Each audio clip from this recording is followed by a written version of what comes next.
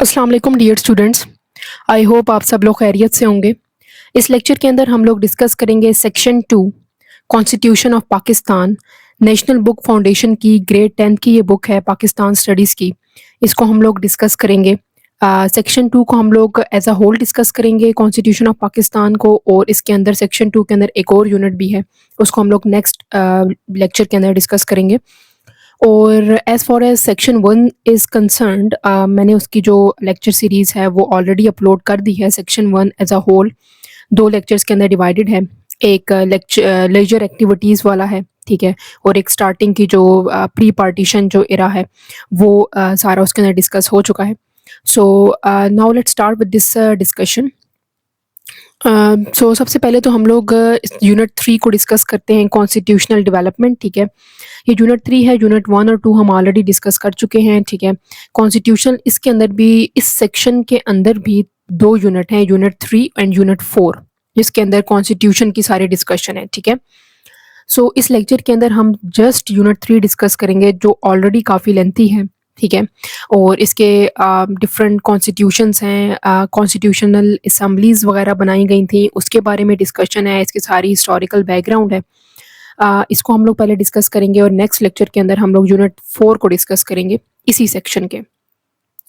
So let's start with the topic number 1, that is historical context of constitutional development. तो तारीख के अंदर क्या कुछ होता रहा आइन वगैरह बनाने के लिए, हम इसको इसके अंदर देखेंगे।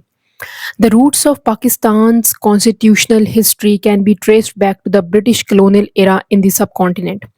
अगर हम लोग देखेंगे पाकिस्तान में आइन साजी की हिस्ट्री क्या है, तारीख क्या है, तो वो ब्रिटिश कलोनियल एरा से शुरू होती है, जब अंग्रेज़ हमारे पर हुक्मरानी कर रहे थे बरे सगीर के अंदर। To administer the Indian subcontinent, the British implemented various legislative act culminating in the Government of Act India Act 1935।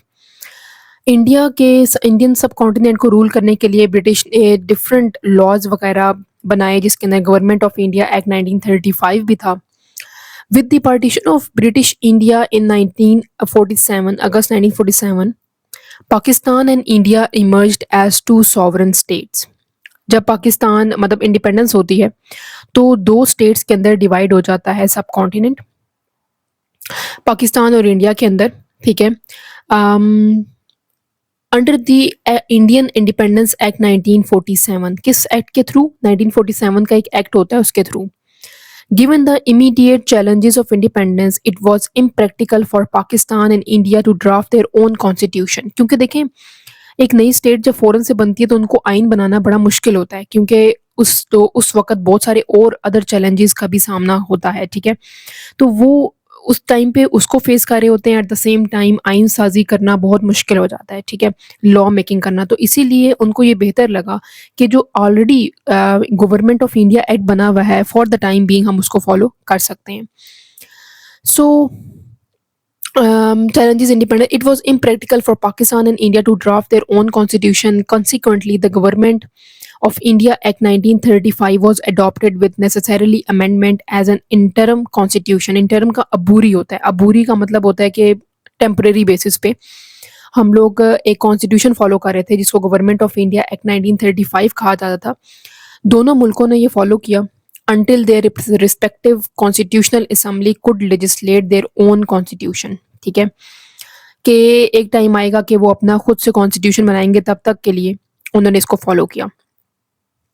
I hope यहाँ तक समझ आ गई होगी। This arrangement insured continuity and stability during the critical early years of independence, forming the basis of Pakistan constitutional development. तो इस जो arrangement सारी हुई, इसका पर्पज़ ये था कि पाकिस्तान एक अपना फॉर्मुलेट कर ले आइन, लेकिन उससे पहले कुछ ना कुछ तो होगा जिसके बेस पे हम लोग हुकूमत करेंगे। तो वो ये बेसिकली लॉ मेकिंग जो थी ना, 1935 के कॉन्स्टिट्यूशन को फॉलो किया गया। अब हम रीड करते हैं the first constituent assembly. Constituent assembly वो होती है जो कि आइन साजी वाली असम्बली होती है, ठीक है? जो आइन बनाती है। 1947 से 1954 तक ये बेसिकली बनी, ठीक है? क्योंकि पहला जो हमारे पास आइन था वो 1956 का आइन था। तो 1947 में ये बनाई गई। The last elections for Central Legislature of British India were held in 1954. आखिरी जो इलेक्शंस थे 1945 में होते हैं. This 389 member Constituent Assembly include representative from across British India. इसके अंदर बहुत सारे Constituent Assembly के अंदर members जो हैं वो बनते हैं. As its creation in 1947, Pakistan faced several serious challenges. Millions of refugees migrated from India to Pakistan, leading to humanitarian crisis with severe shortage of shelter, food and medical care.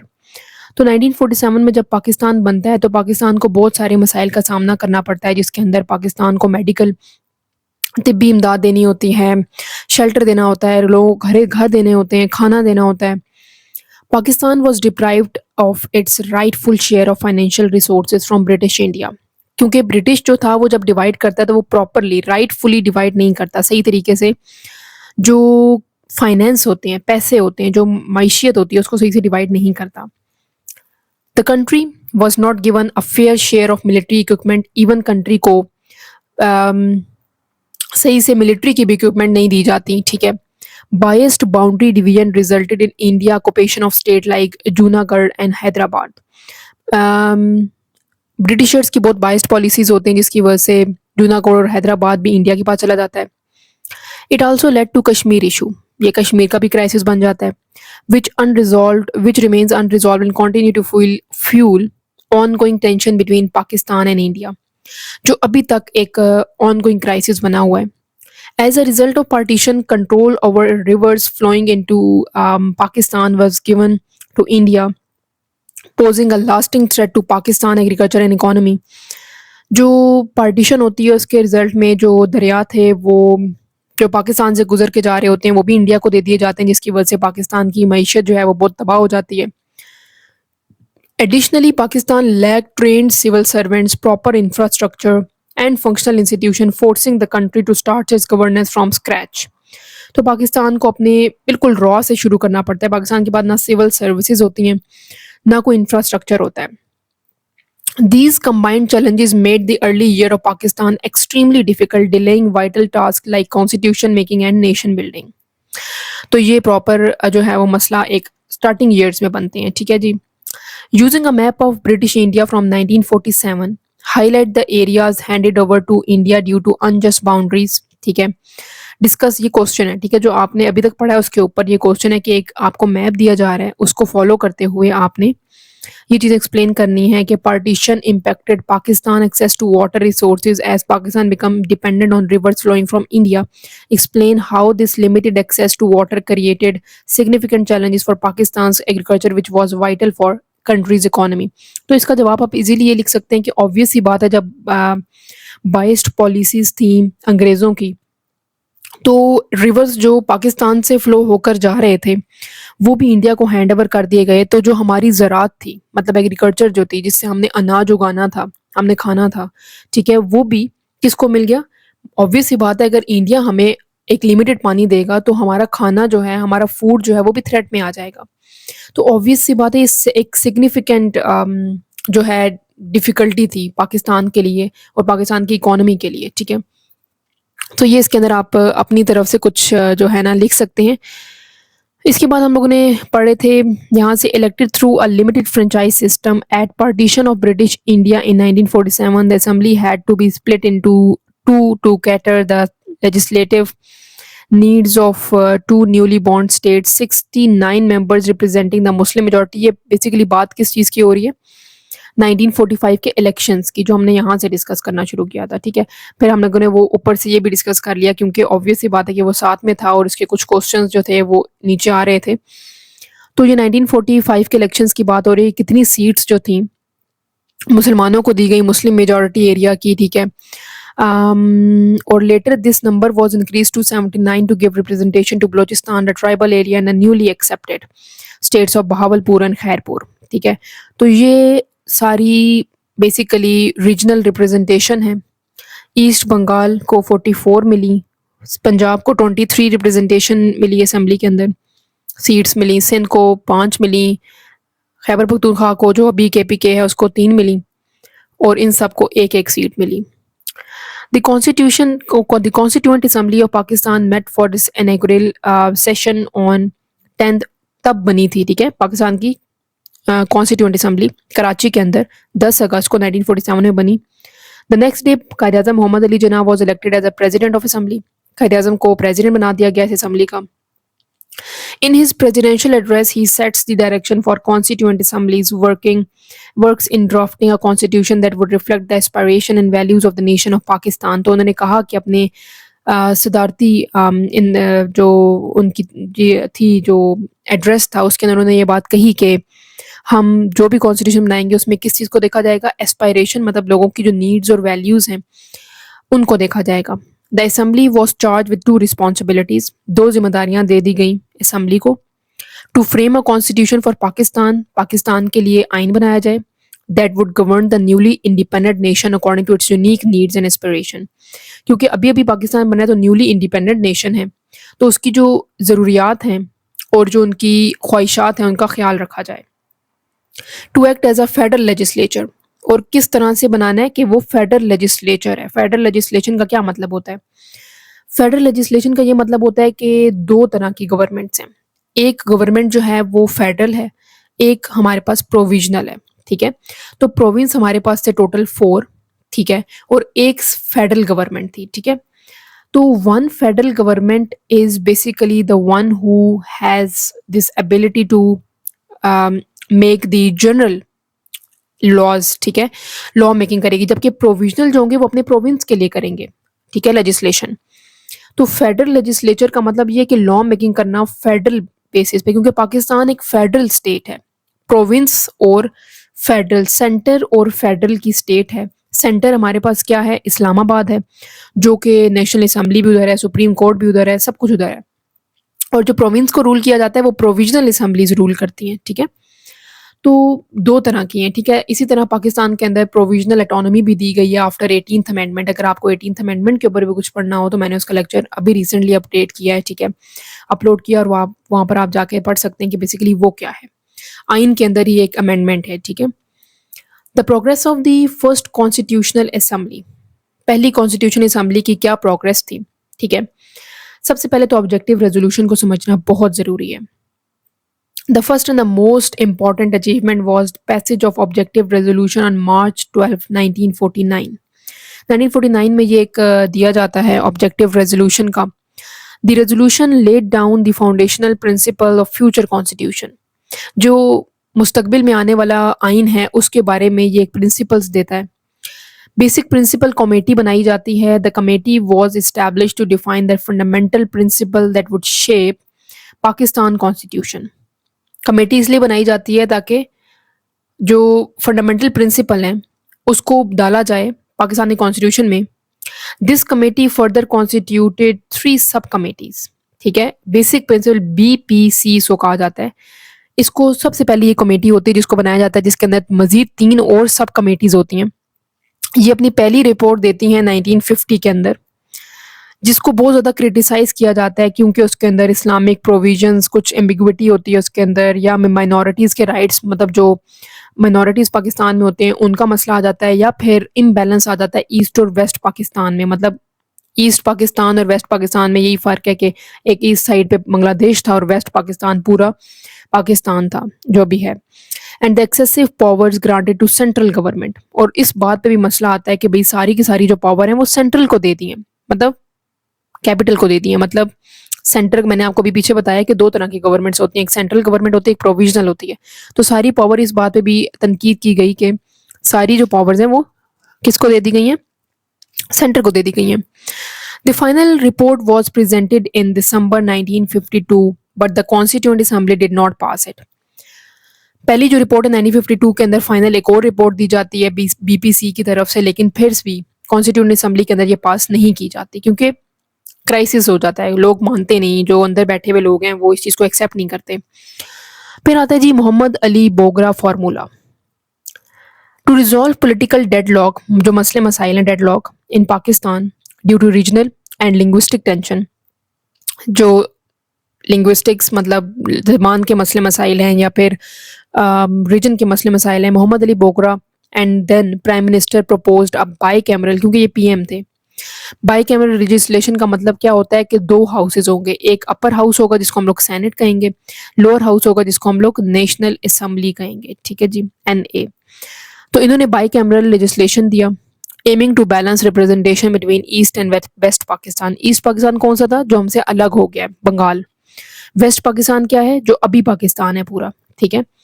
तो इन्होंने एक formula दिया जिसमें उन्होंने कहा कि जो BPC की पहली और दूसरी फाइनल रिपोर्ट्स जो आई उसके अंदर मसले मसाइल यही थे कि भाई ज़बान के मसले मसाइल हैं, प्रॉपर रिप्रेजेंटेशन नहीं दी जा रही ईस्ट और वेस्ट पाकिस्तान को, और या फिर कुछ रीजनल कन्फ्लिक्ट्स हैं, तो उसको सॉल्व कर लेते हैं हम लोग। हम अब बाई कैमरल लेजिस्लेशन बनाते हैं, दो हाउसेज होंगे, उसके अंदर रिप्रेजेंटेशन जो होगी वो हम लोग इक्वल रख देते हैं, ईस्ट को भी इक्वल, वेस्ट को भी equal, according to the population रख देते हैं, ठीक है। जिसकी ज़्यादा पॉपुलेशन होगी उसको ज़्यादा पोजीशन दी जाएंगी, मतलब ज़्यादा रिप्रेजेंटेशन दी जाएगी। After extensive debates and amendments, the Bogra formula gained an acceptance as a potential solution to constitutional issue. इनके जो फार्मूला था उसको फ़ायदा मिला, उसको एक्सेप्ट कर लिया गया। However, the Constituent Assembly was on the verge of resolving its remaining issue when Governor General Ghulam Muhammad abruptly dissolved it on October 24, 1954. तो बेसिकली जो गवर्नर जनरल थे उस वक्त के गुलाम मोहम्मद, उन्होंने इस असेंबली को डिसॉल्व कर दिया खुद ही खुद 1954 के अंदर। He alleged that assembly had failed in its fundamental task or drafting the constitution over an extended period. Additionally, he criticized the assembly, claiming it had lost its representative identity over time. इन्होंने कहा कि जो constitution assembly जिसने आइन साजी करनी थी वो फेल हो चुकी है, कि वो अपनी आइन नहीं बना सकी, इसीलिए हम और किसी चीज़ को नहीं मानेंगे। इन्होंने क्रिटिसाइज करना शुरू कर दिया और जो बोगरा फार्मूला था वो वहीं का वहीं रह गया, ठीक है। हालांकि वो उसके अंदर for the time being issue जो था वो रिजॉल्व हो सकता था, ठीक है। अब अगर हम लोग देखें कि क्या इश्यूज थे जिनने आइन साजी के अंदर बहुत देर की गई, वो after the creation of Pakistan, the most important challenge was to draft constitution reflecting the needs and aspiration of newly born ideological state. The task could not be accomplished as long as 1956. The following are the main cause of delay in constitution. ये हम already पढ़ चुके हैं कि एक newly emerge state थी, क्यों उसके अंदर डिले किया गया, उसके अंदर था immediate challenges. With its creation, Pakistan had to face more pressing issues that required immediate attention. These include an influx of refugees, canal water dispute, Kashmir conflict, Indian denial in giving Pakistan share of military and financial stress, financial assets, ठीक है। तो ये मसले थे कि महाजरीन आ गए, canal water मतलब water के इश्यूज शुरू हो गए, कश्मीर का कन्फ्लिक्ट शुरू हो गया, और प्रॉपरली हमें नहीं दी गई जो हकूक हमारे थे, ठीक है। तो जिसकी वजह से जो रिसोर्स की डिस्ट्रीब्यूशन थी वो ख़राब हुई, तो जिसकी वजह से ड्राफ्ट करना कॉन्स्टिट्यूशन एक बड़ा मसला बन गया। दूसरा मसला था death of Quaid-e-Azam Mohammad Ali Jinnah. Quaid-e-Azam outline Pakistan future constitution in his address to the first constituent assembly on 11 August 1947, लेकिन उनकी डेथ हो जाती है 11 सितंबर 1948 के अंदर। एक साल मजीद वो सिर्फ जिंदा रहते हैं। He's ended his direct role in this process. His leadership and stature could have helped resolve constitution challenges if he had lived longer. अगर वो ज़्यादा देर तक जिंदा रहते तो ये प्रॉब्लम जो थी वो ना होती, और उनकी जो लीडरशिप थी वो इसको रिजॉल्व कर लेती। Deadlock in power division and representation. So the objective resolution set the federal basis for the future constitution. ठीक है, but dispute over power division between central and provisional government cause problem. ये मैंने पहले बता दिया कि दो तरह की गवर्नमेंट होती है, एक सेंट्रल होती है, एक प्रोविजनल होती है, उनके दरमियान में मसले मसाइल चलने लग गए। ऑब्जेक्टिव रेजोल्यूशन जिसको कहा गया कि हम अपने मुस्तकबिल में इसको फॉलो करेंगे फ्यूचर कॉन्स्टिट्यूशन के लिए, वो भी नहीं कर सके। East Pakistan wanted maximum provisional autonomy, जो बंगाल था वो चाहते थे कि हमें ज़्यादा से ज़्यादा प्रोविंस के अंदर रिप्रेजेंटेशन मिले, while many politician from West Pakistan wanted a strong central government. अब आप यहाँ पे समझने कि जो सेंट्रल गवर्नमेंट है वो सिर्फ वेस्ट पाकिस्तान चाह रहा था, क्योंकि वेस्ट पाकिस्तान में पंजाब, सिंध, बलोचिस्तान और की पे किया था, ठीक है। जबकि ईस्ट पाकिस्तान में क्या था, सिर्फ बांग्लादेश था, और बांग्लादेश खुद इटसेल्फ बहुत बड़ा था। तो बांग्लादेश ये चाहता था कि हमें सिर्फ और सिर्फ प्रोविंस की ऑटोनॉमी मिले, प्रोविंस हमारा स्ट्रांग हो, ठीक है। जबकि वेस्ट पाकिस्तान ये चाहता था कि सेंटर स्ट्रांग हो, इक्वल रिप्रेजेंटेशन हो। जबकि ईस्ट पाकिस्तान ये कहता था कि नहीं जी, हम लोगों का बड़ा प्रोविंस है, हमारे प्रोविंस की रिप्रेजेंटेशन ज़्यादा होनी चाहिए, ठीक है। मतलब जो असेंबली में लोग बैठेंगे वो हमारी रिप्रेजेंटेशन ज़्यादा होगी उस असेंबली में और वेस्ट पाकिस्तान के लोगों की कम होगी, क्योंकि हम एक तो बड़े प्रोविंस हैं और दूसरा हमारी पॉपुलेशन भी ज़्यादा है। कुछ हद तक वो भी ठीक थे और कुछ हद तक ये भी ठीक थे कि सेंट्रल गवर्नमेंट ज़्यादा स्ट्रांग होगी तो प्रोविंस अपनी अपनी मर्जी करें। ये कहते कि नहीं नहीं, प्रोविंस को ज़्यादा स्ट्रांग बनाया जाए, सेंटर वीक हो जाए बेशक। There were also issue regarding equal representation between East and West Pakistan. ठीक है, इक्वल रिप्रेजेंटेशन का इशू था, मतलब वेस्ट पाकिस्तान कहता था कि इक्वल रिप्रेजेंटेशन हो, ठीक है, लेकिन ईस्ट पाकिस्तान की पॉपुलेशन ज़्यादा थी तो वो कहते नहीं नहीं, इक्वल रिप्रेजेंटेशन कैसे हो सकती है, हमारी तो तादाद इतनी ज़्यादा है। फॉर्म ऑफ गवर्नमेंट का भी इशू था कि parliamentary system of government more suitable for Pakistan required a strong democratic culture, however political parties and institution lacked the necessary training. Doubts arises about the system's stability and many in West Pakistan favoured as strong presidential. West के अंदर कहते थे कि presidential सदारती निज़ाम हो, जबकि parliamentary निज़ाम जो था वो पार्लिमानी निज़ाम कहते थे कि भाई ईस्ट पाकिस्तान वाले कहते पार्लिमानी निज़ाम होना चाहिए। तो ये भी एक कन्फ्यूजन थी जिसने डिले किया कॉन्स्टिट्यूशन को।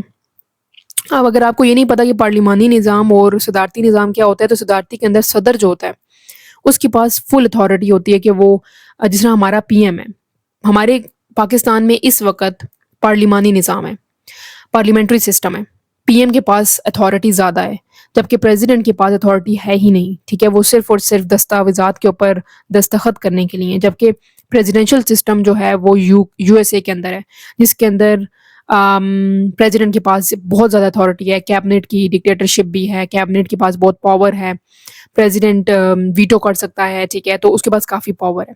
तो ये दो मुख्तलिफ सिस्टम है। पार्लिमानी निज़ाम थोड़ा सा फ्लेक्सिबल होता है, उसके अंदर राइट्स जो होते हैं वो ज़्यादा गिवन होते हैं, दिए जाते हैं लोगों को। प्रेसिडेंशियल सिस्टम के अंदर थोड़ा रिजिड सिस्टम होता है, उसके अंदर राइट्स थोड़े आपके ब्रिज भी हो जाते हैं, ठीक है, मतलब टूट भी सकते हैं, ना भी दें तो कोई इतना इशू नहीं समझा जाता। लिंग्विस्टिक इश्यूज अगर देखें तो at independence it was announced that Urdu would be the official language of Pakistan. However linguistic rights in East Pakistan led to demands of Bengali to be an official language. This issue was resolved later by adopting both Urdu and Bengali as official language. तो ये भी एक issue बना था ज़बान के ऊपर, बाद में ये रिजॉल्व हो गया कि उर्दू और बंगाली दोनों को रिप्रेजेंटेशन दे दी जाए. पॉलिटिकल फैक्टर्स देखते हैं कि attitude of some politician about language issues, choosing between parliamentary और फेडरल सिस्टम, सेक्युलर और theocratic governance and regional resulted in extending the constitution making process. तो पॉलिटिकल फैक्टर भी थे, कुछ कहते थे पार्लियामेंट्री सिस्टम हो, पार्लियामेंट्री या फेडरल सिस्टम हो, कुछ कहते थे कि रिलीजियस की बेस पे, कुछ कहते थे नहीं सेक्युलर सिस्टम हो. After the legislature interest Quaid-e-Azam Mohammad Ali Jinnah की डेथ के बाद there was a lack of legislative interest in the activities of constituent assembly. In its 7 years, the assembly met only for 116 days and with attendance ranging from 37 to 56 member out of total 76. तो लोग बहुत कम आते थे assembly के अंदर. जब कायद-ए-आज़म की death हो गई तो उन्होंने इंटरेस्ट लूज कर दिया कि हमने आइन भी बनाना है. अगला जो टॉपिक है वो है ऑब्जेक्टिव रेजोल्यूशन, और ये one of the most important topic है जो कि पेपर्स के पॉइंट ऑफ व्यू से बहुत इंपॉर्टेंट है, एग्जाम पॉइंट ऑफ व्यू से, और ये सबसे ज़्यादा पूछे जाने वाला सवाल है. और क्योंकि इसी की बेस पर हमारा आइन जो है, आज का आइन भी वो भी इसी की बेस पर बना हुआ है, इसके जो की पॉइंट्स हैं वो बहुत ज़्यादा इंपॉर्टेंट है. आपने इसको बहुत अच्छे से समझना है, ठीक है, और हम लोग इसको स्टार्ट करते हैं. अस्सलाम वालेकुम डियर स्टूडेंट्स, आई होप आप सब लोग खैरियत से होंगे. इस लेक्चर के अंदर हम लोग डिस्कस करेंगे section 2 constitution of Pakistan. National book foundation की ग्रेड 10 की ये बुक है पाकिस्तान स्टडीज़ की, इसको हम लोग डिस्कस करेंगे. सेक्शन 2 को हम लोग एज अ होल डिस्कस करेंगे कॉन्स्टिट्यूशन ऑफ पाकिस्तान को, और इसके अंदर सेक्शन 2 के अंदर एक और यूनिट भी है, उसको हम लोग नेक्स्ट लेक्चर के अंदर डिस्कस करेंगे. और as far as section 1 is concerned, मैंने उसकी जो लेक्चर सीरीज़ है वो ऑलरेडी अपलोड कर दी है. Section 1 as a whole 2 lectures के अंदर डिवाइडेड है. एक लेजर एक्टिविटीज़ वाला है, ठीक है, और एक स्टार्टिंग की जो प्री पार्टीशन जो इरा है वो सारा उसके अंदर डिस्कस हो चुका है. Now let's start with this discussion. सबसे पहले तो हम लोग यूनिट 3 को डिस्कस करते हैं, कॉन्स्टिट्यूशनल डेवलपमेंट, ठीक है. ये यूनिट 3 है, यूनिट 1 और 2 हम ऑलरेडी डिस्कस कर चुके हैं, ठीक है. कॉन्स्टिट्यूशन, इसके अंदर भी, इस सेक्शन के अंदर भी 2 यूनिट हैं, यूनिट 3 एंड यूनिट 4, जिसके अंदर कॉन्स्टिट्यूशन की सारी डिस्कशन है, ठीक है. सो इस लेक्चर के अंदर हम जस्ट यूनिट 3 डिस्कस करेंगे जो ऑलरेडी काफ़ी लेंथी है, ठीक है? और इसके डिफरेंट कॉन्स्टिट्यूशंस हैं, कॉन्स्टिट्यूशनल असेंबलीज़ वगैरह बनाई गई थी, उसके बारे में डिस्कशन है, इसकी सारी हिस्टोरिकल बैकग्राउंड है।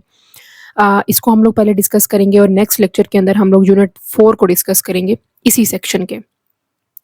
So let's start with the topic number 1, that is historical context of constitutional development. तो तारीख के अंदर क्या कुछ होता रहा आइन वगैरह बनाने के लिए, हम इसको इसके अंदर देखेंगे। The roots of Pakistan's constitutional history can be traced back to the British colonial era in the subcontinent. अगर हम लोग देखेंगे पाकिस्तान में आइन साजी की हिस्ट्री क्या है, तारीख क्या है, तो वो ब्रिटिश कलोनियल एरा से शुरू होती है, जब अंग्रेज़ हमारे पर हुक्मरानी कर रहे थे बरे सगीर के अंदर। To administer the Indian subcontinent, the British implemented various legislative act culminating in the government of act India act 1935। Indian subcontinent को रूल करने के लिए ब्रिटिश ने डिफरेंट लॉज वगैरह बनाए, जिसके अंदर गवर्नमेंट ऑफ इंडिया एक्ट 1935 भी था। With the partition of British India in 1947, August 1947, Pakistan and India emerged as two sovereign states. जब पाकिस्तान मतलब इंडिपेंडेंस होती है तो दो स्टेट्स के अंदर डिवाइड हो जाता है सब कॉन्टिनेंट, पाकिस्तान और इंडिया के अंदर, ठीक है। Under the Indian independence act 1947, किस एक्ट के थ्रू? 1947 का एक एक्ट होता है, उसके through. Given the immediate challenges of independence, it was impractical for Pakistan and India to draft their own constitution. क्योंकि देखें, एक नई स्टेट जब फ़ौरन से बनती है तो उनको आइन बनाना बड़ा मुश्किल होता है, क्योंकि उस वक़्त बहुत सारे और अदर चैलेंजेस का भी सामना होता है, ठीक है? तो वो उस टाइम पे उसको फेस कर रहे होते हैं, एट द सेम टाइम आइन साज़ी करना बहुत मुश्किल हो जाता है, ठीक है? लॉ मेकिंग करना। तो इसीलिए उनको ये बेहतर लगा कि जो already government of India act बना हुआ है, फॉर द टाइम बीइंग हम उसको फॉलो कर सकते हैं। सो challenges independence, it was impractical for Pakistan and India to draft their own constitution. Consequently, the government of India Act 1935 was adopted with necessarily amendment as an interim constitution. Interim का अबूरी होता है, अबूरी का मतलब होता है कि टेम्परेरी बेसिस पे हम लोग एक कॉन्स्टिट्यूशन फॉलो कर रहे थे जिसको गवर्नमेंट ऑफ इंडिया एक्ट 1935 कहा जाता था। दोनों मुल्कों ने ये फॉलो किया until their respective constitutional assembly could legislate their own constitution, ठीक है? कि एक टाइम आएगा कि वो अपना खुद से कॉन्स्टिट्यूशन बनाएंगे, तब तक के लिए उन्होंने इसको फॉलो किया। आई होप यहाँ तक समझ आ गई होगी। This arrangement insured continuity and stability during the critical early years of independence, forming the basis of Pakistan constitutional development. तो इस जो अरेंजमेंट सारी हुई, इसका पर्पज़ ये था कि पाकिस्तान एक अपना फॉर्मुलेट कर ले आइन, लेकिन उससे पहले पहले कुछ ना कुछ तो होगा जिसके बेस पे हम लोग हुकूमत करेंगे। तो वो ये बेसिकली लॉ मेकिंग जो थी ना 1935 के कॉन्स्टिट्यूशन को फॉलो किया गया। अब हम रीड करते हैं the first constituent assembly. Constituent assembly वो होती है जो कि आइन साजी वाली असेंबली होती है, ठीक है, जो आइन बनाती है। 1947 से 1954 तक ये बेसिकली बनी, ठीक है, क्योंकि पहला जो हमारे पास आइन था वो 1956 का आइन था। तो 1947 में ये बनाई गई। The last elections for central legislature of British India were held in 1954। आखिरी जो इलेक्शंस थे 1945 में होते हैं। This 389 member constituent assembly include representative from across British India. इसके अंदर बहुत सारे कॉन्स्टिट्यूएंट असेंबली के अंदर मेंबर्स जो हैं वो बनते हैं। As its creation in 1947, Pakistan faced several serious challenges. Millions of refugees migrated from India to Pakistan, leading to humanitarian crisis with severe shortage of shelter, food and medical care. तो 1947 में जब पाकिस्तान बनता है तो पाकिस्तान को बहुत सारे मसाइल का सामना करना पड़ता है, जिसके अंदर पाकिस्तान को मेडिकल तिब्बी इमदाद देनी होती है, शेल्टर देना होता है, लोगों को घर देने होते हैं, खाना देना होता है। Pakistan was deprived of its rightful share of financial resources from British India, क्योंकि ब्रिटिश जो था वो जब डिवाइड करता है तो वो प्रॉपरली राइटफुली डिवाइड नहीं करता, सही तरीके से जो फाइनेंस होते हैं, पैसे होते हैं, जो मैशियत होती है, उसको सही से डिवाइड नहीं करता। The country was not given a fair share of military equipment. Even country को सही से मिलिट्री की भी इक्विपमेंट नहीं दी जाती, ठीक है। Biased boundary division resulted in India occupation of state like Junagadh and Hyderabad. Britishers की बहुत बायस्ड पॉलिसीज होती हैं जिसकी वजह से जूनागढ़ और हैदराबाद भी इंडिया के पास चला जाता है। It also led to Kashmir issue, ये कश्मीर का भी क्राइसिस बन जाता है, which remains unresolved and continue to fuel ongoing tension between Pakistan and India, जो अभी तक एक ऑनगोइंग क्राइसिस बना हुआ है। As a result of partition, control over rivers flowing into Pakistan was given to India, posing a lasting threat to Pakistan agriculture and economy. जो partition होती है उसके रिजल्ट में जो दरिया थे वो जो पाकिस्तान से गुजर के जा रहे होते हैं वो भी इंडिया को दे दिए जाते हैं, जिसकी वजह से पाकिस्तान की मईशत जो है वो बहुत तबाह हो जाती है। Additionally, Pakistan lacked trained civil servants, proper infrastructure, and functional institution, forcing the country to start its governance from scratch. तो पाकिस्तान को अपने बिल्कुल रॉ से शुरू करना पड़ता है। पाकिस्तान के पास ना सिविल सर्विसेज होती हैं, ना कोई इंफ्रास्ट्रक्चर होता है। These combined challenges made the early year of Pakistan extremely difficult, delaying vital tasks like constitution making and nation building.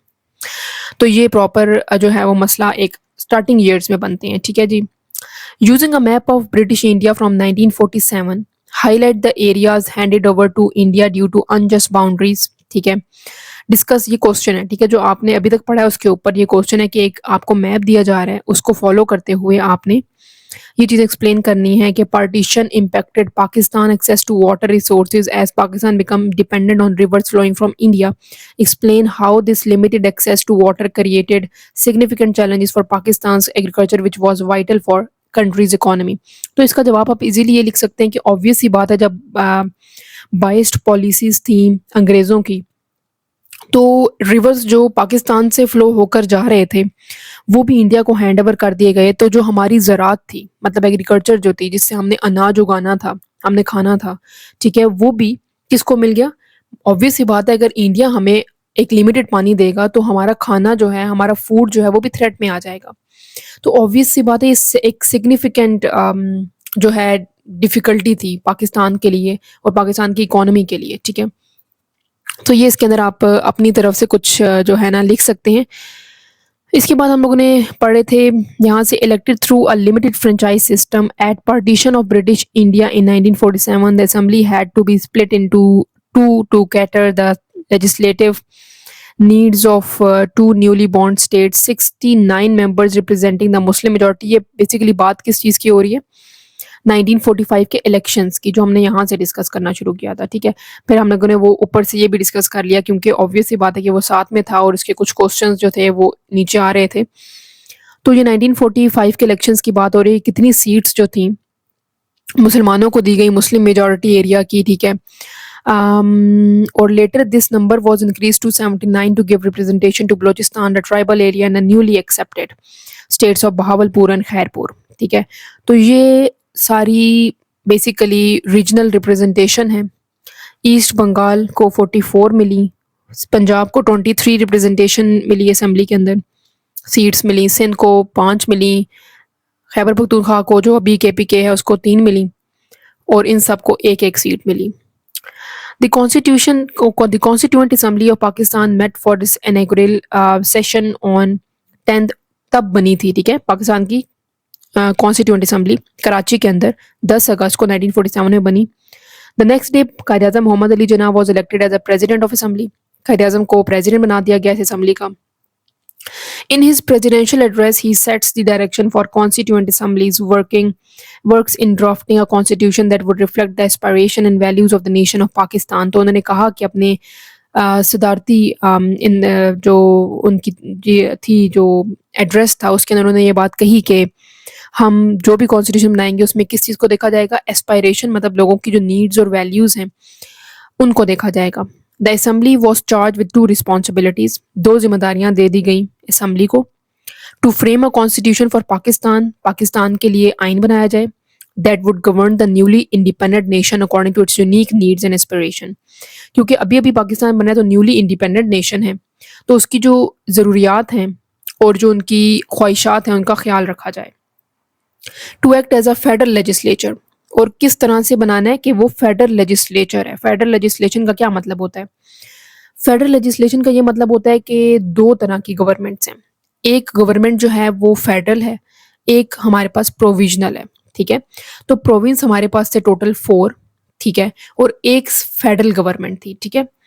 तो one federal government is basically the one who has this ability to make the general laws, ठीक है, law making करेगी, जबकि provisional जो होंगे वो अपने province के लिए करेंगे, ठीक है, लेजिस्लेशन। तो फेडरल लेजिस्लेचर का मतलब ये है कि लॉ मेकिंग करना फेडरल बेसिस पे, क्योंकि पाकिस्तान एक फेडरल स्टेट है। प्रोविंस और फेडरल, सेंटर और फेडरल की स्टेट है। सेंटर हमारे पास क्या है, इस्लामाबाद है, जो कि नेशनल असेंबली भी उधर है, सुप्रीम कोर्ट भी उधर है, सब कुछ उधर है। और जो प्रोविंस को रूल किया जाता है वो प्रोविजनल असेंबलीज रूल करती हैं, ठीक है। तो दो तरह की हैं, ठीक है। इसी तरह पाकिस्तान के अंदर प्रोविजनल ऑटोनॉमी भी दी गई है आफ्टर 18th अमेंडमेंट। अगर आपको 18th अमेंडमेंट के ऊपर भी कुछ पढ़ना हो तो मैंने उसका लेक्चर अभी रिसेंटली अपडेट किया है, ठीक है, अपलोड किया, और वहाँ पर आप जाके पढ़ सकते हैं कि बेसिकली वो क्या है। आइन के अंदर ही एक अमेंडमेंट है, ठीक है।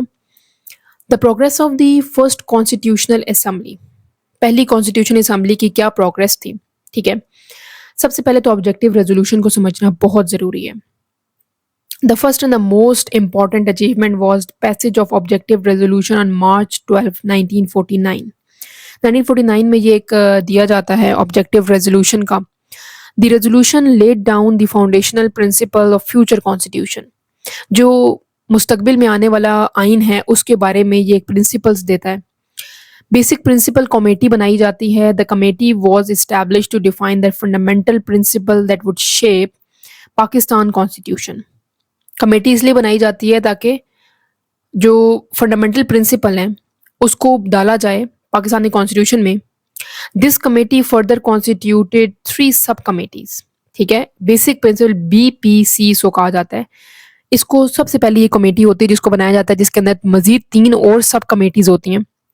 ये अपनी पहली रिपोर्ट देती हैं 1950 के अंदर, जिसको बहुत ज़्यादा क्रिटिसाइज़ किया जाता है क्योंकि उसके अंदर इस्लामिक प्रोविजंस, कुछ एम्बिग्विटी होती है उसके अंदर, या माइनॉरिटीज़ के राइट्स, मतलब जो माइनॉरिटीज़ पाकिस्तान में होते हैं उनका मसला आ जाता है, या फिर इम्बैलेंस आ जाता है ईस्ट और वेस्ट पाकिस्तान में। मतलब ईस्ट पाकिस्तान और वेस्ट पाकिस्तान में यही फ़र्क है कि एक ईस्ट साइड पे बांग्लादेश था और वेस्ट पाकिस्तान पूरा पाकिस्तान था, जो भी है। And the excessive powers granted to central government, और इस बात पे भी मसला आता है कि भाई सारी की सारी जो पावर है वो सेंट्रल को दे दी है, मतलब कैपिटल को दे दी है। मतलब सेंटर, मैंने आपको भी पीछे बताया कि दो तरह की गवर्नमेंट्स होती हैं, एक सेंट्रल गवर्नमेंट होती है, एक प्रोविजनल होती है। तो सारी पावर, इस बात पे भी तनकीद की गई कि सारी जो पावर्स हैं वो किसको दे दी गई हैं, सेंटर को दे दी गई हैं। The final report was presented in December 1952 but the constituent assembly did not pass it. पहली जो रिपोर्ट है 1952 के अंदर फाइनल एक और रिपोर्ट दी जाती है BPC की तरफ से, लेकिन फिर भी कॉन्स्टिट्यूएंट असेंबली के अंदर ये पास नहीं की जाती क्योंकि क्राइसिस हो जाता है, लोग मानते नहीं, जो अंदर बैठे हुए लोग हैं वो इस चीज़ को एक्सेप्ट नहीं करते। फिर आता है जी Mohammad Ali Bogra formula to resolve political deadlock, जो मसले मसाइल हैं deadlock in Pakistan due to regional and linguistic tension. जो लिंग्विस्टिक्स मतलब ज़बान के मसले मसाइल हैं या फिर रीजन के मसले मसाइल हैं। Mohammad Ali Bogra and then prime minister proposed a bicameral, क्योंकि ये PM थे। बाई कैमरल लेजिस्लेशन का मतलब क्या होता है कि 2 हाउसेज होंगे, एक अपर हाउस होगा जिसको हम लोग सेनेट कहेंगे, लोअर हाउस होगा जिसको हम लोग नेशनल असेंबली कहेंगे, ठीक है जी, NA। तो इन्होंने बाई कैमरल लेजिस्लेशन दिया, aiming to balance representation between East and West Pakistan. East Pakistan कौन सा था, जो हमसे अलग हो गया है, बंगाल। वेस्ट पाकिस्तान क्या है, जो अभी पाकिस्तान है पूरा, ठीक है। तो इन्होंने एक फार्मूला दिया जिसमें उन्होंने कहा कि जो BPC की पहली और दूसरी फाइनल रिपोर्ट्स जो आई उसके अंदर मसले मसाइल यही थे कि भाई ज़बान के मसले मसाइल हैं, प्रॉपर रिप्रेजेंटेशन नहीं दी जा रही ईस्ट और वेस्ट पाकिस्तान को, और या फिर कुछ रीजनल कन्फ्लिक्ट्स हैं, तो उसको सॉल्व कर लेते हैं हम लोग। हम अब बाई कैमरल लेजिस्लेशन बनाते हैं, 2 हाउसेज होंगे, उसके अंदर रिप्रेजेंटेशन जो होगी वो हम लोग इक्वल रख देते हैं, ईस्ट को भी इक्वल, वेस्ट को भी equal, according to the population रख देते हैं, ठीक है। जिसकी ज़्यादा पॉपुलेशन होगी उसको ज़्यादा पोजीशन दी जाएंगी, मतलब ज़्यादा रिप्रेजेंटेशन दी जाएगी। After extensive debates and amendments the Bogra formula gain and acceptance as a potential solution to constitutional issue. इनके जो फार्मूला था उसको फ़ायदा मिला, उसको एक्सेप्ट कर लिया गया। However, the Constituent Assembly was on the verge of resolving its remaining issue when Governor General Ghulam Muhammad abruptly dissolved it on October 24, 1954. तो बेसिकली जो गवर्नर जनरल थे उस वक्त के गुलाम मोहम्मद, उन्होंने इस असेंबली को डिसॉल्व कर दिया खुद ही खुद 1954 के अंदर. He alleged that assembly had failed in its fundamental task of drafting the constitution over an extended period. Additionally, he criticized the assembly, claiming it had lost its representative identity over time. इन्होंने कहा कि जो constitution assembly जिसने आइन साजी करनी थी वो फेल हो चुकी है, कि वो अपनी आइन नहीं बना सकी, इसीलिए हम और किसी चीज़ को नहीं मानेंगे. इन्होंने क्रिटिसाइज करना शुरू कर दिया और जो बोगरा फार्मूला था वो वहीं का वहीं रह गया. ठीक है, हालांकि वो उसके अंदर for the time being issue जो था वो रिजॉल्व हो सकता था. ठीक है, अब अगर हम लोग देखें कि क्या इश्यूज थे जिनने आइन साजी के अंदर बहुत देर की गई, वो after the creation of Pakistan, the most important challenge was to draft constitution reflecting the needs and aspiration of newly born ideological state. The task could not be accomplished as long as 1956. The following are the main cause of delay in constitution. ये हम already पढ़ चुके हैं कि एक newly emerge state थी, क्यों उसके अंदर डिले किया गया. उसके अंदर था immediate challenges. With its creation, Pakistan had to face more pressing issues that required immediate attention. These include an influx of refugees, canal water dispute, Kashmir conflict, Indian denial in giving Pakistan share of military and financial stress, financial assets. ठीक है, तो ये मसले थे कि महाजरीन आ गए, canal water मतलब water के इश्यूज शुरू हो गए, कश्मीर का कन्फ्लिक्ट शुरू हो गया और प्रॉपरली हमें नहीं दी गई जो हकूक हमारे थे. ठीक है, तो जिसकी वजह से जो रिसोर्स की डिस्ट्रीब्यूशन थी वो ख़राब हुई, तो जिसकी वजह से ड्राफ्ट करना कॉन्स्टिट्यूशन एक बड़ा मसला बन गया. दूसरा मसला था death of Quaid-e-Azam Mohammad Ali Jinnah. Quaid-e-Azam outline Pakistan future constitution in his address to the first constituent assembly on 11 August 1947, लेकिन उनकी डेथ हो जाती है 11 सितंबर 1948 के अंदर.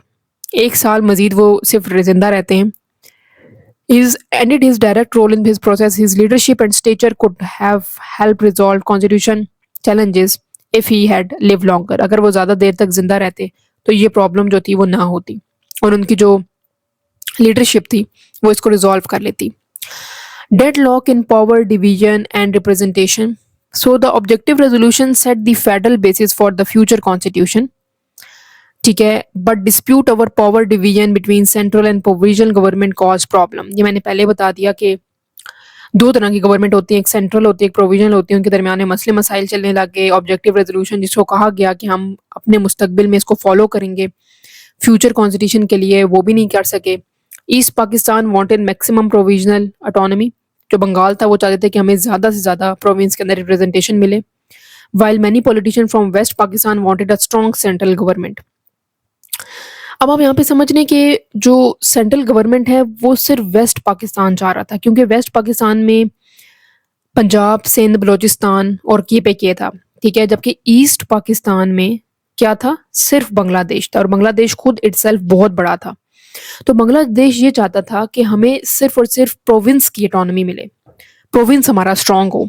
ठीक है, जबकि वेस्ट पाकिस्तान ये चाहता था कि सेंटर स्ट्रांग हो, इक्वल रिप्रेजेंटेशन हो. जबकि ईस्ट पाकिस्तान ये कहता था कि नहीं जी, हम लोगों का बड़ा प्रोविंस है, हमारे प्रोविंस की रिप्रेजेंटेशन ज़्यादा होनी चाहिए. ठीक है, मतलब जो असेंबली में लोग बैठेंगे वो हमारी रिप्रेजेंटेशन ज़्यादा होगी उस असेंबली में और वेस्ट पाकिस्तान के लोगों की कम होगी, क्योंकि हम एक तो बड़े प्रोविंस हैं और दूसरा हमारी पॉपुलेशन भी ज़्यादा है. कुछ हद तक वो भी ठीक थे और कुछ हद तक ये भी ठीक थे कि सेंट्रल गवर्नमेंट ज़्यादा स्ट्रांग होगी तो प्रोविंस अपनी अपनी मर्जी करें. ये कहते कि नहीं, प्रोविंस को ज़्यादा स्ट्रॉन्ग बनाया जाए, सेंटर वीक हो जाए बेशक. There were also issue regarding equal representation between East and West Pakistan. ठीक है, इक्वल रिप्रेजेंटेशन का इशू था, मतलब वेस्ट पाकिस्तान कहता था कि इक्वल रिप्रेजेंटेशन हो. ठीक है, लेकिन ईस्ट पाकिस्तान की पॉपुलेशन ज़्यादा थी तो वो कहते नहीं, इक्वल रिप्रेजेंटेशन कैसे हो सकती है, हमारी तो तादाद इतनी ज़्यादा है. फॉर्म ऑफ गवर्नमेंट का भी इशू था कि parliamentary system of government more suitable for Pakistan required a strong democratic culture. However political parties and institution lacked the necessary training. Doubts arises about the system's stability and many in West Pakistan favoured as strong presidential. West के अंदर कहते थे कि presidential सदारती निज़ाम हो, जबकि parliamentary निज़ाम जो था वो पार्लिमानी निज़ाम कहते थे कि भाई ईस्ट पाकिस्तान वाले कहते पार्लिमानी निज़ाम होना चाहिए. तो ये भी एक कन्फ्यूजन थी जिसने डिले किया. कॉन्स्टिट्यूशन को। अब अगर आपको ये नहीं पता कि पार्लिमानी निज़ाम और सदारती निज़ाम क्या होता है, तो सदारती के अंदर सदर जो होता है, उसके पास फुल अथॉरिटी होती है कि वो जिस तरह हमारा पीएम है, हमारे पाकिस्तान में इस वक़्त पार्लिमानी निज़ाम है, पार्लियामेंट्री सिस्टम है। पीएम के पास अथॉरिटी ज़्यादा है, जबकि प्रेसिडेंट के पास अथॉरिटी है ही नहीं, ठीक है? वो सिर्फ़ और सिर्फ़ दस्तावेज़ात के ऊपर दस्तखत करने के लिए हैं, जबकि प्रेसिडेंशियल सिस्टम जो है वो यूएसए के अंदर है, जिसके अंदर प्रेसिडेंट के पास बहुत ज़्यादा अथॉरिटी है, कैबिनेट की डिक्टेटरशिप भी है, कैबिनेट के पास बहुत पावर है, प्रेसिडेंट वीटो कर सकता है, ठीक है? तो उसके पास काफ़ी पावर है। तो ये 2 मुख्तलिफ सिस्टम हैं। पार्लिमानी निज़ाम थोड़ा-सा फ्लेक्सिबल होता है, उसके अंदर राइट्स जो होते हैं वो ज़्यादा गिवन होते हैं, दिए जाते हैं लोगों को। प्रेसिडेंशियल सिस्टम के अंदर थोड़ा रिजिड सिस्टम होता है, उसके अंदर राइट्स थोड़े आपके ब्रीच भी हो जाते हैं, ठीक है? मतलब टूट भी सकते हैं, ना भी दें तो कोई इतना इश्यू नहीं समझा जाता। लिंग्विस्टिक इश्यूज अगर देखें तो at independence it was announced that Urdu would be the official language of Pakistan. However, linguistic rights in East Pakistan led to demands of Bengali to be an official language. This issue was resolved later by adopting both Urdu and Bengali as official language. तो ये भी एक issue बना था ज़बान के ऊपर, बाद में ये रिजॉल्व हो गया कि उर्दू और बंगाली दोनों को रिप्रेजेंटेशन दे दी जाए. पॉलिटिकल फैक्टर्स देखते हैं कि attitude of some politician about language issues, choosing between parliamentary or federal system, secular or theocratic governance, and regional resulted in extending the constitution making process. तो political factor भी थे, कुछ कहते थे parliamentary system हो, parliamentary या federal system हो, कुछ कहते थे कि religious की base पे, कुछ कहते थे नहीं secular system हो. After the legislature interest Qaid-e-Azam Muhammad Ali Jinnah की death के बाद there was a lack of legislative interest in the activities of Constituent Assembly. In its 7 years, the Assembly met only for 116 days and with attendance ranging from 37 to 56 member out of total 76. तो लोग बहुत कम आते थे assembly के अंदर. जब कायद आज़म की death हो गई तो उन्होंने इंटरेस्ट लूज कर दिया कि हमने आइन भी बनाना है. अगला जो टॉपिक है वो है ऑब्जेक्टिव रेजोल्यूशन, और ये one of the most important topic है जो कि पेपर्स के पॉइंट ऑफ व्यू से बहुत इंपॉर्टेंट है, एग्जाम पॉइंट ऑफ व्यू से, और ये सबसे ज़्यादा पूछे जाने वाला सवाल है. और क्योंकि इसी की बेस पर हमारा आइन जो है, आज का आइन भी, वो भी इसी की बेस पर बना हुआ है. इसके जो की पॉइंट्स हैं वो बहुत ज़्यादा इंपॉर्टेंट है. आपने इसको बहुत अच्छे से समझना है, ठीक है? और हम लोग इसको स्टार्ट करते हैं. अस्सलाम वालेकुम डियर स्टूडेंट्स, आई होप आप सब लोग खैरियत से होंगे. इस लेक्चर के अंदर हम लोग डिस्कस करेंगे section 2 constitution of Pakistan. National book foundation की ग्रेड 10 की ये बुक है पाकिस्तान स्टडीज़ की. इसको हम लोग डिस्कस करेंगे. सेक्शन 2 को हम लोग एज अ होल डिस्कस करेंगे, कॉन्स्टिट्यूशन ऑफ पाकिस्तान को, और इसके अंदर सेक्शन 2 के अंदर एक और यूनिट भी है, उसको हम लोग नेक्स्ट लेक्चर के अंदर डिस्कस करेंगे. और as far as section 1 is concerned, मैंने उसकी जो लेक्चर सीरीज़ है वो ऑलरेडी अपलोड कर दी है. Section 1 as a whole 2 lectures के अंदर डिवाइडेड है. एक लेजर एक्टिविटीज़ वाला है, ठीक है, और एक स्टार्टिंग की जो प्री पार्टीशन जो इरा है वो सारा उसके अंदर डिस्कस हो चुका है. Now let's start with this discussion. सबसे पहले तो हम लोग यूनिट 3 को डिस्कस करते हैं, कॉन्स्टिट्यूशनल डेवलपमेंट, ठीक है. ये यूनिट 3 है. यूनिट 1 और 2 हम ऑलरेडी डिस्कस कर चुके हैं, ठीक है. कॉन्स्टिट्यूशन, इसके अंदर भी, इस सेक्शन के अंदर भी 2 यूनिट हैं, यूनिट 3 एंड यूनिट 4, जिसके अंदर कॉन्स्टिट्यूशन की सारी डिस्कशन है, ठीक है. इस लेक्चर के अंदर हम जस्ट यूनिट 3 डिस्कस करेंगे, जो ऑलरेडी काफ़ी लेंथी है, ठीक है. और इसके डिफरेंट कॉन्स्टिट्यूशंस हैं, कॉन्स्टिट्यूशनल असम्बलीज़ वगैरह बनाई गई थी, उसके बारे में डिस्कशन है. इसकी सारी हिस्टोरिकल बैकग्राउंड है, इसको हम लोग पहले डिस्कस करेंगे, और नेक्स्ट लेक्चर के अंदर हम लोग यूनिट 4 को डिस्कस करेंगे इसी सेक्शन के. Let's start with the topic number 1, that is historical context of constitutional development. तो तारीख़ के अंदर क्या कुछ होता रहा आइन वगैरह बनाने के लिए, हम इसको इसके अंदर देखेंगे. The roots of Pakistan's constitutional history can be traced back to the British colonial era in the subcontinent. अगर हम लोग देखेंगे पाकिस्तान में आइन साजी की हिस्ट्री क्या है, तारीख़ क्या है, तो वो ब्रिटिश कलोनियल एरा से शुरू होती है, जब अंग्रेज़ हमारे पर हुक्मरानी कर रहे थे बरे सगीर के अंदर. To administer the Indian subcontinent, the British implemented various legislative act culminating in the Government of Act India Act 1935. Indian subcontinent को रूल करने के लिए ब्रिटिश ने डिफरेंट लॉज वगैरह बनाए, जिसके अंदर गवर्नमेंट ऑफ इंडिया एक्ट 1935 भी था. With the partition of British India in 1947, August 1947, Pakistan and India emerged as two sovereign states. जब पाकिस्तान मतलब इंडिपेंडेंस होती है तो दो स्टेट्स के अंदर डिवाइड हो जाता है सब कॉन्टिनेंट, पाकिस्तान और इंडिया के अंदर, ठीक है। Under the Indian independence act 1947, किस एक्ट के थ्रू? 1947 का एक एक्ट होता है, उसके through. Given the immediate challenges of independence, it was impractical for Pakistan and India to draft their own constitution. क्योंकि देखें, एक नई स्टेट जब फ़ौरन से बनती है तो उनको आइन बनाना बड़ा मुश्किल होता है, क्योंकि उस वक़्त बहुत सारे और अदर चैलेंजेस का भी सामना होता है, ठीक है? तो वो उस टाइम पे उसको फेस कर रहे होते हैं, एट द सेम टाइम आइन साज़ी करना बहुत मुश्किल हो जाता है, ठीक है? लॉ मेकिंग करना। तो इसीलिए उनको ये बेहतर लगा कि जो already government of India act बना हुआ है, फॉर द टाइम बीइंग हम उसको फॉलो कर सकते हैं। सो challenges independence, it was impractical for Pakistan and India to draft their own constitution. Consequently, the government of India Act 1935 was adopted with necessarily amendment as an interim constitution. Interim का अबूरी होता है, अबूरी का मतलब होता है कि टेम्परेरी बेसिस पे हम लोग एक कॉन्स्टिट्यूशन फॉलो कर रहे थे जिसको गवर्नमेंट ऑफ इंडिया एक्ट 1935 कहा जाता था। दोनों मुल्कों ने ये फॉलो किया until their respective constitutional assembly could legislate their own constitution, ठीक है? कि एक टाइम आएगा कि वो अपना खुद से कॉन्स्टिट्यूशन बनाएंगे, तब तक के लिए उन्होंने इसको फॉलो किया। आई होप यहाँ तक समझ आ गई होगी। This arrangement insured continuity and stability during the critical early years of independence, forming the basis of Pakistan constitutional development. तो इस जो अरेंजमेंट सारी हुई, इसका पर्पज़ ये था कि पाकिस्तान एक अपना फॉर्मुलेट कर ले आइन, लेकिन उससे पहले पहले कुछ ना कुछ तो होगा जिसके बेस पे हम लोग हुकूमत करेंगे। तो वो ये बेसिकली लॉ मेकिंग जो थी ना 1935 के कॉन्स्टिट्यूशन को फॉलो किया गया। अब हम रीड करते हैं the first constituent assembly. Constituent assembly वो होती है जो कि आइन साजी वाली असम्बली होती है, ठीक है, जो आइन बनाती है।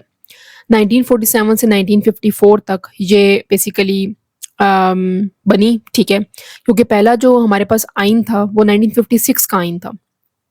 तो 1947 में ये बनाई गई। The last elections for central legislature of British India were held in 1954। आखिरी जो इलेक्शंस थे 1945 में होते हैं। This 389 member constituent assembly include representative from across British India. इसके अंदर बहुत सारे कॉन्स्टिट्यूएंट असेंबली के अंदर मेंबर्स जो हैं वो बनते हैं। As its creation in 1947, Pakistan faced several serious challenges. Millions of refugees migrated from India to Pakistan, leading to humanitarian crisis with severe shortage of shelter, food and medical care.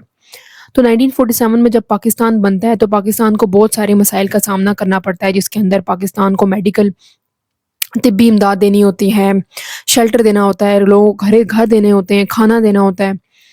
Pakistan was deprived of its rightful share of financial resources from British India, क्योंकि British जो था वो जब divide करता है तो वो properly rightfully divide नहीं करता, सही तरीके से जो फाइनेंस होते हैं, पैसे होते हैं, जो मैशियत होती है, उसको सही से डिवाइड नहीं करता।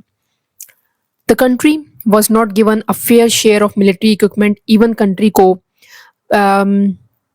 सही से मिलिट्री की भी इक्विपमेंट नहीं दी जाती, ठीक है। Biased boundary division resulted in India occupation of state like Junagadh and Hyderabad. Britishers की बहुत बाइस्ड पॉलिसीज होती हैं जिसकी वजह से जूनागढ़ और हैदराबाद भी इंडिया के पास चला जाता है। It also led to Kashmir issue. ये कश्मीर का भी क्राइसिस बन जाता है, which remains unresolved and continue to fuel ongoing tension between Pakistan and India, जो अभी तक एक ongoing क्राइसिस बना हुआ है। As a result of partition, control over rivers flowing into Pakistan was given to India, posing a lasting threat to Pakistan agriculture and economy. जो partition होती है उसके रिजल्ट में जो दरिया थे वो जो पाकिस्तान से गुजर के जा रहे होते हैं वो भी इंडिया को दे दिए जाते हैं, जिसकी वजह से पाकिस्तान की मईशत जो है वो बहुत तबाह हो जाती है। Additionally, Pakistan lacked trained civil servants, proper infrastructure and functional institution, forcing the country to start its governance from scratch. तो पाकिस्तान को अपने बिल्कुल रॉ से शुरू करना पड़ता है। पाकिस्तान के बाद ना सिविल सर्विसेज होती हैं, ना कोई इंफ्रास्ट्रक्चर होता है। These combined challenges made the early year of Pakistan extremely difficult, delaying vital tasks like constitution making and nation building. तो ये प्रॉपर जो है वो मसला एक स्टार्टिंग ईयर्स में बनते हैं, ठीक है जी। Using a map of British India from 1947 highlight the areas handed over to India due to unjust boundaries, ठीक है। डिस्कस ये क्वेश्चन है, ठीक है, जो आपने अभी तक पढ़ा है उसके ऊपर ये क्वेश्चन है कि एक आपको मैप दिया जा रहा है, उसको फॉलो करते हुए आपने ये चीज़ एक्सप्लेन करनी है कि partition impacted Pakistan access to water resources as Pakistan become dependent on rivers flowing from India. Explain how this limited access to water created significant challenges for Pakistan agriculture which was vital for countries economy. तो इसका जवाब आप easily ये लिख सकते हैं कि obvious ही बात है, जब बाइस्ड पॉलिसीज थी अंग्रेज़ों की, तो रिवर्स जो पाकिस्तान से फ्लो होकर जा रहे थे वो भी इंडिया को हैंड ओवर कर दिए गए। तो जो हमारी ज़राअत थी, मतलब एग्रीकल्चर जो थी, जिससे हमने अनाज उगाना था, हमने खाना था, ठीक है, वो भी किसको मिल गया। ऑब्वियस सी बात है, अगर इंडिया हमें एक लिमिटेड पानी देगा तो हमारा खाना जो है, हमारा फूड जो है वो भी थ्रेट में आ जाएगा। तो ऑब्वियस सी बात है, इससे एक सिग्निफिकेंट जो है डिफ़िकल्टी थी पाकिस्तान के लिए और पाकिस्तान की इकोनॉमी के लिए, ठीक है। तो ये इसके अंदर आप अपनी तरफ से कुछ जो है ना लिख सकते हैं। इसके बाद हम लोगों ने पढ़े थे यहाँ से, elected through a limited franchise system at partition of British India in 1947 the assembly had to be split into two to cater the legislative needs of two newly born states, 69 members representing the Muslim majority। ये basically बात किस चीज़ की हो रही है, 1945 के elections की, जो हमने यहाँ से डिस्कस करना शुरू किया था, ठीक है। फिर हम लोगों ने वो ऊपर से ये भी डिस्कस कर लिया, क्योंकि ऑब्वियस सी बात है कि वो साथ में था और उसके कुछ क्वेश्चंस जो थे वो नीचे आ रहे थे। तो ये 1945 के इलेक्शंस की बात हो रही है, कितनी सीट्स जो थी मुसलमानों को दी गई, मुस्लिम मेजॉरिटी एरिया की, ठीक है। और later this number was increased to 79 to give representation to Balochistan, the tribal area and the newly accepted states of Bahawalpur and Khairpur, ठीक है। तो ये सारी बेसिकली रीजनल रिप्रेजेंटेशन है। ईस्ट बंगाल को 44 मिली, पंजाब को 23 रिप्रेजेंटेशन मिली असेंबली के अंदर, सीट्स मिली। सिंध को 5 मिली, खैबर पख्तूनख्वा को जो अभी KPK है उसको 3 मिली, और इन सब को एक एक सीट मिली। The Constituent Assembly of Pakistan met for this inaugural session on 10th, तब बनी थी, ठीक है, पाकिस्तान की कॉन्स्टिट्यूंट असेंबली कराची के अंदर 10 अगस्त को 1947 में बनी। The next day Quaid Azam Mohammad Ali Jinnah was elected as a president of assembly. Quaid Azam को प्रेजिडेंट बना दिया गया इस असेंबली का। In his presidential address, he sets the direction for Constituent Assembly's works in drafting a constitution that would reflect the aspiration and values of the nation of Pakistan। तो उन्होंने कहा कि अपने सदारती इन जो उनकी ये थी जो एड्रेस था उसके अंदर उन्होंने ये बात कही कि हम जो भी कॉन्स्टिट्यूशन बनाएंगे उसमें किस चीज़ को देखा जाएगा, एस्पायरेशन, मतलब लोगों की जो नीड्स और वैल्यूज़ हैं उनको देखा जाएगा। The assembly was charge with 2 responsibilities, 2 जिम्मेदारियां दे दी गई असेंबली को। To frame a constitution for Pakistan, Pakistan के लिए आइन बनाया जाए, that would govern the newly independent nation according to its unique needs and aspiration. क्योंकि अभी अभी पाकिस्तान बना है तो न्यूली इंडिपेंडेंट नेशन है, तो उसकी जो ज़रूरियात हैं और जो उनकी ख्वाहिशात हैं उनका ख्याल रखा जाए। To act as a federal legislature, और किस तरह से बनाना है कि वो फेडरल लेजिस्लेचर है। फेडरल लेजिस्लेशन का क्या मतलब होता है? फेडरल लेजिस्लेशन का ये मतलब होता है कि 2 तरह की गवर्नमेंट्स हैं। एक गवर्नमेंट जो है वो फेडरल है, एक हमारे पास प्रोविजनल है, ठीक है। तो प्रोविंस हमारे पास थे टोटल 4, ठीक है, और एक फेडरल गवर्नमेंट थी, ठीक है।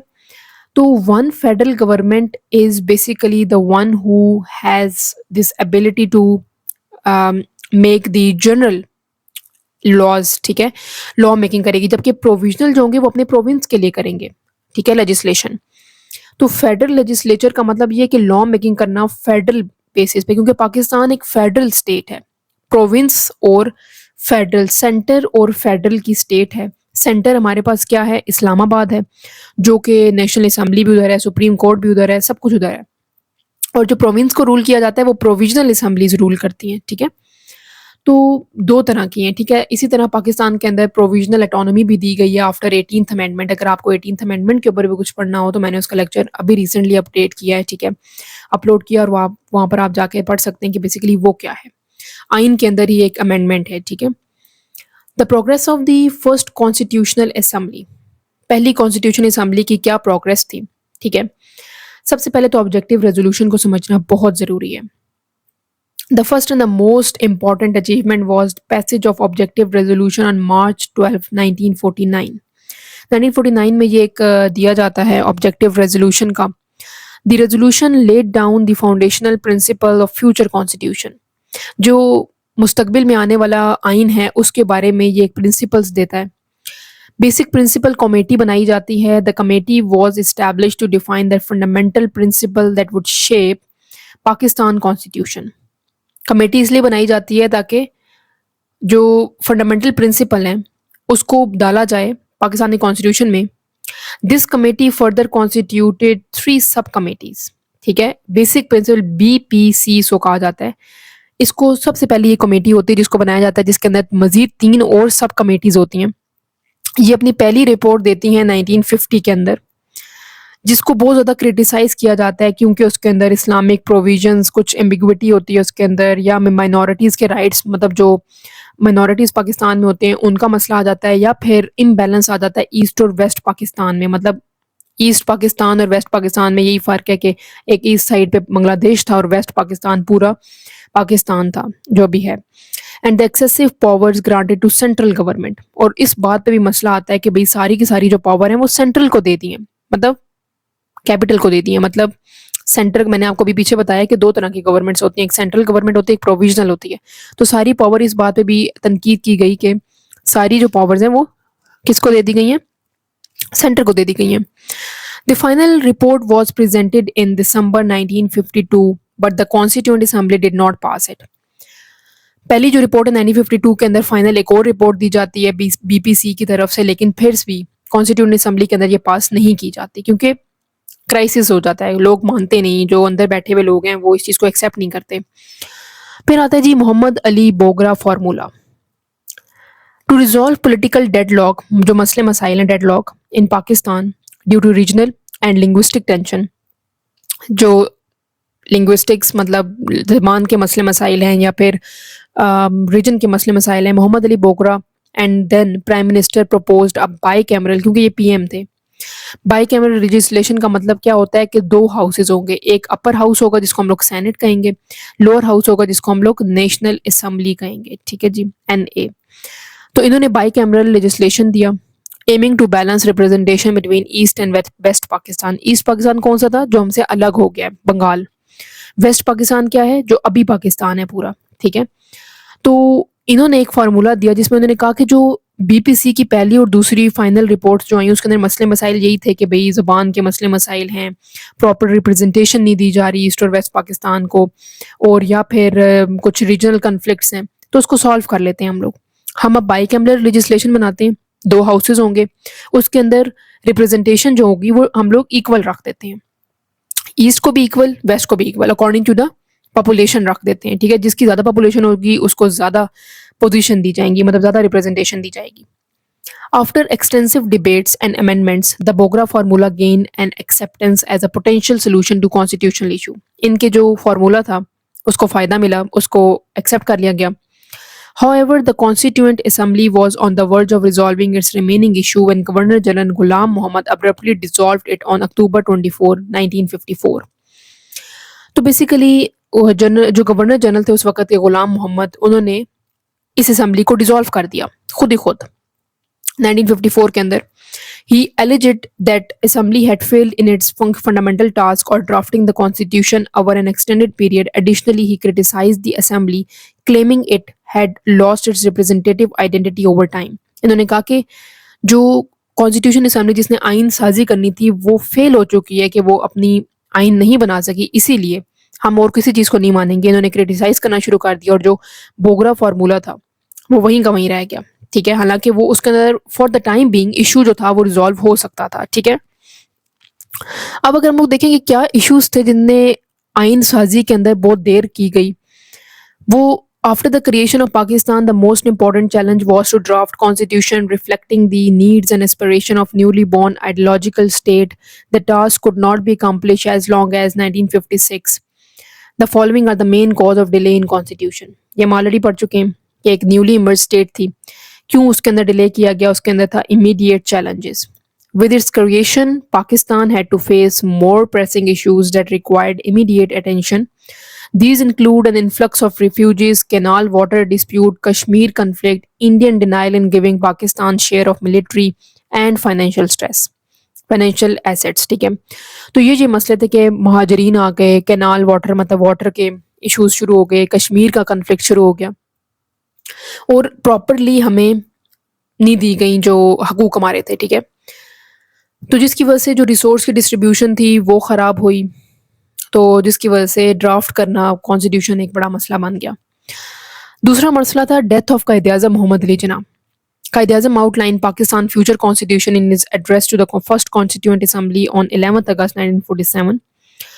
लेकिन उनकी डेथ हो जाती है 11 सितंबर 1948 के अंदर. एक साल मजीद वो सिर्फ जिंदा रहते हैं. He's ended his direct role in this process. His leadership and stature could have helped resolve constitution challenges if he had lived longer. अगर वो ज़्यादा देर तक जिंदा रहते तो ये प्रॉब्लम जो थी वो ना होती और उनकी जो लीडरशिप थी वो इसको रिजॉल्व कर लेती. Deadlock in power division and representation. So the objective resolution set the federal basis for the future constitution.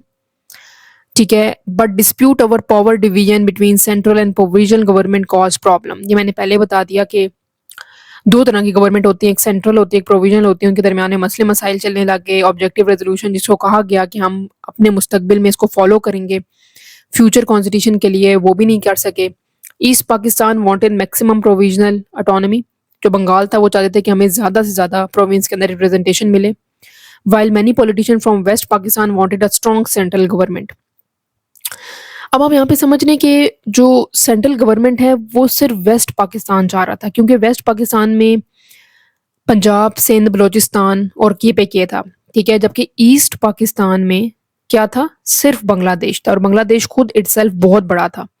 तो बांग्लादेश ये चाहता था कि हमें सिर्फ और सिर्फ प्रोविंस की ऑटोनॉमी मिले, प्रोविंस हमारा स्ट्रांग हो, ठीक है. जबकि वेस्ट पाकिस्तान ये चाहता था कि सेंटर स्ट्रांग हो, इक्वल रिप्रेजेंटेशन हो. जबकि ईस्ट पाकिस्तान ये कहता था कि नहीं जी, हम लोगों का बड़ा प्रोविंस है, हमारे प्रोविंस की रिप्रेजेंटेशन ज़्यादा होनी चाहिए, ठीक है. मतलब जो असेंबली में लोग बैठेंगे वो हमारी रिप्रेजेंटेशन ज़्यादा होगी उस असेंबली में और वेस्ट पाकिस्तान के लोगों की कम होगी, क्योंकि हम एक तो बड़े प्रोविंस हैं और दूसरा हमारी पॉपुलेशन भी ज़्यादा है. कुछ हद तक वो भी ठीक थे और कुछ हद तक ये भी ठीक थे कि सेंट्रल गवर्नमेंट ज़्यादा स्ट्रांग होगी तो प्रोविंस अपनी अपनी मर्जी करें. ये कहते थे कि नहीं, प्रोविंस को ज़्यादा स्ट्रांग बनाया जाए, सेंटर वीक हो जाए बेशक. There were also issue regarding equal representation between East and West Pakistan, ठीक है. इक्वल रिप्रेजेंटेशन का इशू था, मतलब वेस्ट पाकिस्तान कहता था कि इक्वल रिप्रेजेंटेशन हो, ठीक है. लेकिन ईस्ट पाकिस्तान की पॉपुलेशन ज़्यादा थी तो वो कहते थे नहीं, इक्वल रिप्रेजेंटेशन कैसे हो सकती है, हमारी तो तादाद इतनी ज़्यादा है. फॉर्म ऑफ गवर्नमेंट का भी इशू था कि parliamentary system of government more suitable for Pakistan required a strong democratic culture. However political parties and institution lacked the necessary training. Doubts arises about the system's stability and many in West Pakistan favoured as strong presidential. West के अंदर कहते थे कि presidential सदारती निज़ाम हो, जबकि parliamentary निज़ाम जो था वो पार्लिमानी निज़ाम कहते थे कि भाई ईस्ट पाकिस्तान वाले कहते पार्लिमानी निज़ाम होना चाहिए. तो ये भी एक कन्फ्यूजन थी जिसने डिले किया कॉन्स्टिट्यूशन को. अब अगर आपको ये नहीं पता कि पार्लिमानी निज़ाम और सदारती निज़ाम क्या होता है, तो सदारती के अंदर सदर जो होता है उसके पास फुल अथॉरिटी होती है कि वो जिस तरह हमारा पीएम है.